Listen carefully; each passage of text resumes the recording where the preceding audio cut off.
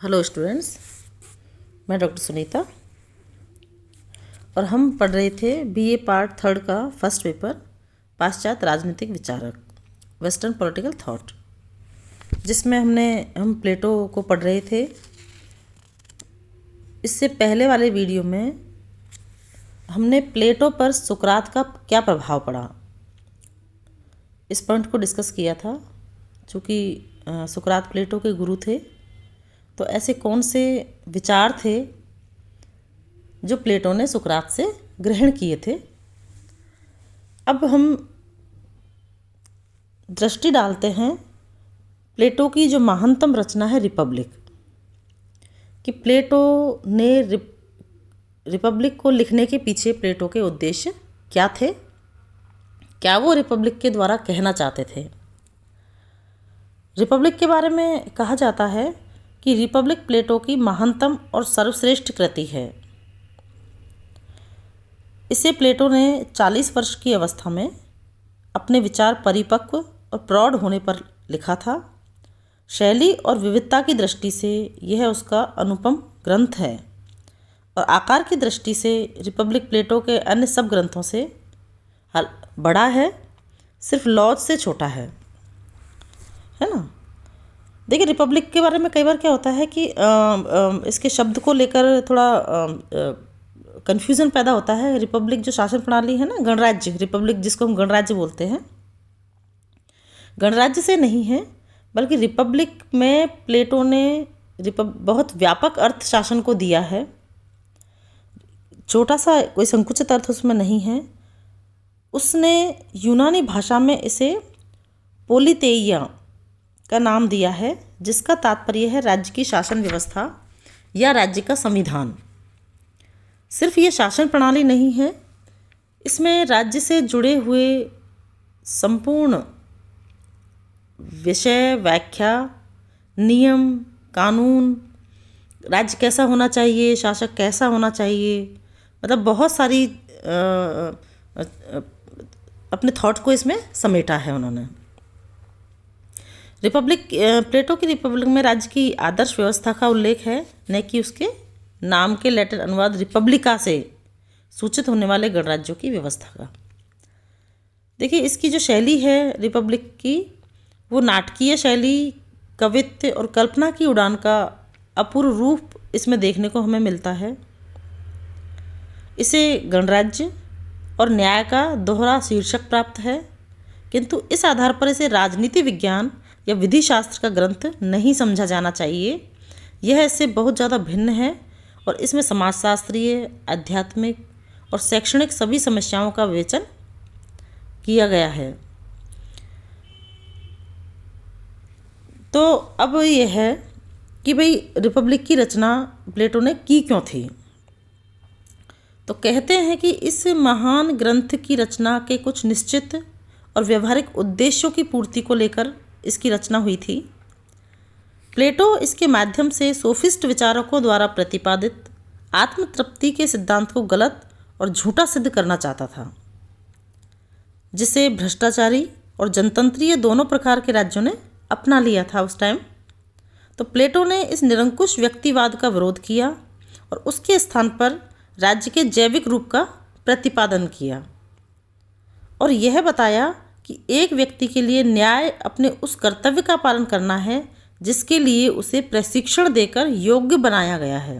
देखिए, न्याय की व्याख्या क्या की है प्लेटो ने, कि व्यक्ति वह कार्य करे जिसके वो करने के योग्य हो, अर्थात या फिर जिसको उसके योग्य बनाया गया हो,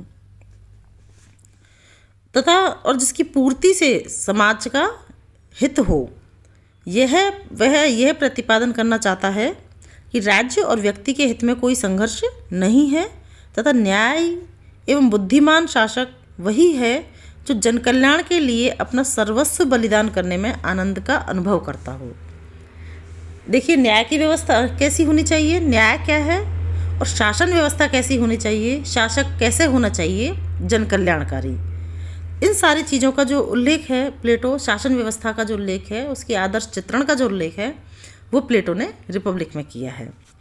संक्षेप में अगर हम कह सकते हैं कि उसने उस हिंसात्मक व्यक्तिवादी प्रवृत्ति के उन्मूलन का प्रयास किया जो उस समय की राजनीति पर पूरी तरह से हावी थी तथा जिससे प्रभावित होकर धनिक तंत्रों में अमीर और जनतंत्रों में गरीब वर्गों का शोषण कर रहे थे। अर्थात एक ऐसी व्यवस्था थी उस समय जहाँ शोषण और अत्याचार, हिंसात्मक व्यक्तिवाद एक कॉमन बात थी। हम ये कहें कि इन बुराइयों को दूर करने के लिए, शासन से दूर करने के लिए एक आदर्श राज्य जिसमें न्याय कैसा होना चाहिए, जिसमें शासक कैसा होना चाहिए की व्यवस्था का जो उल्लेख किया है वो प्लेटो ने रिपब्लिक में किया है। बारकर के अनुसार प्लेटो के राजनीतिक दर्शन का लक्ष्य एक ऐसे सुदृढ़ और निष्पक्ष शासन की स्थापना करना था जिसमें न तो अमीर गरीब पर और ना गरीब अमीर पर शासन कर सके, वरन जो दोनों के ऊपर हों या कम से कम जिनमें दोनों का संयुक्त रूप से भागीदारी हो। अर्थात शासन शोषण व्यवस्था नहीं होनी चाहिए। इसको हम एक शब्द में कहें कि ना तो मौका मिलने पर अमीर गरीब का शोषण करे और ना मौका मिलने पर गरीब अमीर का शोषण करे। एक ऐसी शासन व्यवस्था होनी चाहिए जिसमें शोषण ना हो। अगर हम दूसरा इसका उद्देश्य देखते हैं प्लेटो के ग्रंथ का रचना का, तो उस समय एथेंस के प्रजातंत्र में प्रचलित लॉटरी द्वारा नियुक्ति की व्यवस्था का अंत ये करना चाहता था। उस समय शासन व्यवस्था में लॉटरी प्रथा थी। इस व्यवस्था के अनुसार क्या था कि इस व्यवस्था के अनुसार प्रत्येक व्यक्ति प्रत्येक पद के लिए योग्य समझा जाता था। योग्यता और दक्षता के लिए घातक इस प्रथा ने एथेंस के तत्कालीन प्रजातंत्र को अयोग्य और मूर्खों के हाथों में सौंप दिया था। अतः प्लेटो ने शासन संचालन को एक कला सिद्ध करते हुए उसके लिए प्रशिक्षण आवश्यक बताया, जिससे प्रशिक्षित व्यक्ति ही शासकों के रूप में कार्य कर सके। इसके लिए उसने एक ऐसे शासन तंत्र का निर्माण किया जिसमें स्वार्थपरता के स्थान पर सर्वोदय का भाव हो, जिसमें परस्पर फूट की जगह एकता हो तथा अनुभवहीन शासकों की अकुशलता के स्थान पर क्षमता और योग्यता का शासन हो। इस उद्देश्य की पूर्ति के लिए रिपब्लिक में जिन दो साधनों का प्रयोग पर जोर दिया है वे हैं विशेषीकरण और दूसरा है एकीकरण। इसी तरह रिपब्लिक की रचना का तीसरा उद्देश्य प्लेटो ने के अनुसार है कुशासन का अंत करना।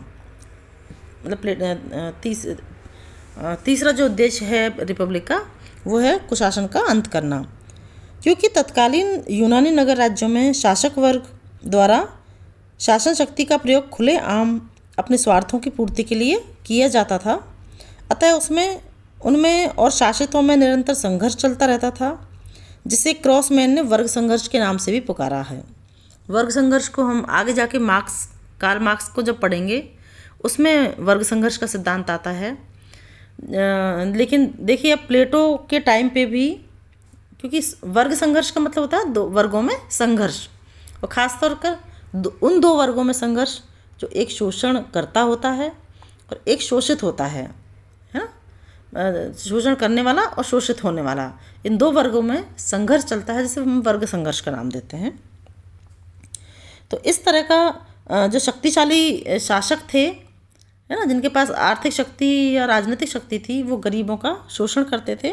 तो वर्ग संघर्ष के रूप में हमेशा वर्ग संघर्ष समाज में या राज्य में चलता रहता था। इस वर्ग संघर्ष का फल क्या था? एक कुशासन के रूप में इसका फल निकला कि शासन व्यवस्था सही तरीके से नहीं चल पाई।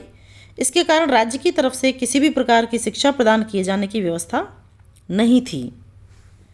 फलस्वरूप अपनी संतानों को शिक्षित करने का व्यय माता पिताओं को स्वयं उठाना पड़ता था। शिक्षा बहुत महंगी थी और शिक्षित होकर वे शासन के माध्यम से जो एक कहते हैं ना कि जो पैसा लगाया है शिक्षा पर, तो लोग क्या सोचते हैं कि वही पैसा वो जो जितना शिक्षा पर लगा है वो शासन के माध्यम से हमें वापस मिलना चाहिए। तो इस तरह की स्वार्थपरता जो थी, तो स्वार्थपरता भ्रष्टाचार को जन्म देती है, कुशासन को जन्म देती है और कहीं ना कहीं शोषण को जन्म देती है। तो इस तरह की जो चीज़ें थी, वे शिक्षा नहीं थी आम जनता तक, महंगी शिक्षा थी, कुशासन था, भ्रष्टाचार था, शोषण था, वर्ग संघर्ष था। तो प्लेटो शिक्षा देना, इसीलिए प्लेटो की जब शिक्षा के हम सिद्धांत पढ़ते हैं तो उन्होंने शिक्षा की व्यवस्था राज्य की तरफ से की है कि शिक्षा और प्रशिक्षण व्यक्ति होता है बालकों का, वो राज्य की ओर से स्थापित होना चाहिए ताकि प्रत्येक व्यक्ति को, प्रत्येक वर्ग को, प्रत्येक स्त्री हो या पुरुष समान शिक्षा मिल सके। तो इस प्रकार हम देखते हैं कि प्लेटो का अपने महान ग्रंथ रिपब्लिक की रचना का मूल उद्देश्य समाज में व्याप्त हिंसक स्वार्थपरता, वर्ग संघर्ष एवं कुशासन जैसे रोगों का उपचार करना और समाज को इनसे मुक्त करना, उसे एक स्वस्थ और आदर्श रूप प्रदान करना ही था। इस उद्देश्य की प्राप्ति के लिए उसने राजनीतिक शक्ति को निस्वार्थ और जनहित की भावनाओं से परिपूर्ण व्यक्तियों के हाथों में सौंपने का प्रस्ताव किया, जिससे वर्ग संघर्ष और राजनीतिक स्वार्थपरता का रोग दूर किया जा सके। उसका यह विचार उसकी दार्शनिक राजाओं द्वारा शासन की प्रसिद्ध धारणा में अभिव्यक्त भी हुआ है, जिसको कि हम आगे डिस्कस करेंगे नेक्स्ट वीडियोस में। सिर्फ हम यहाँ यह समझने का प्रयास करते हैं कि आखिर में ऐसी क्या परिस्थितियाँ थी जिनके परिणाम स्वरूप रिपब्लिक की रचना हुई, और उस रिपब्लिक को लिखने के पीछे, उसकी रचना के पीछे प्लेटो का क्या स्वार्थ था। नेक्स्ट टॉपिक हम नेक्स्ट वीडियो में डिस्कस करेंगे। धन्यवाद।